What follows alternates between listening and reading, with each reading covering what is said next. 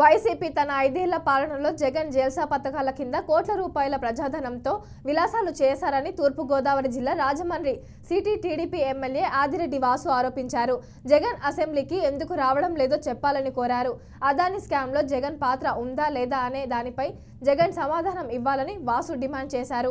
అసెంబ్లీలో రాజమండ్రి అభివృద్ధికి సంబంధిత అనేక ప్రశ్నలను అడగడం జరిగిందని తెలిపారు.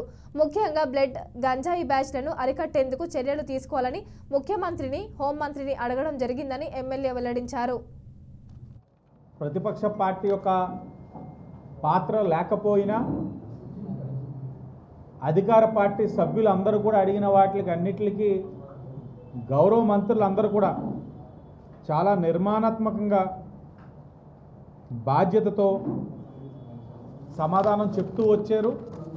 సభ కూడా చాలా సజావుగా ఏదో మా పార్టీ వారిని ప్రశ్నించేది కాకుండా అడిగిన ప్రతి ప్రశ్నకు కూడా సరైన సమాధానంతో మంత్రులందరూ కూడా రావడం, గత 5 సంవత్సరాలు లేని కొత్త విధానం తేవడం శుభ పరిణామం.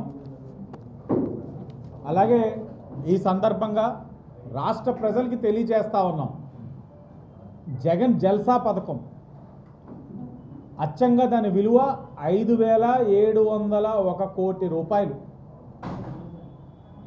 ఆ ఖర్చు ఎలాగంటే ప్యాలెస్లో పెన్నులకి పేపర్లకి 9,84,00,000, ప్యాలెస్ ఫెన్సింగ్ కోసం 12,85,00,000, సచివాలయాలకి రంగులు వేసి తొలగించేందుకు 3,000 కోట్లు, సర్వే రాళ్ళ మీద జగన్ ఫోటోలు వేసేందుకు 700 కోట్లు.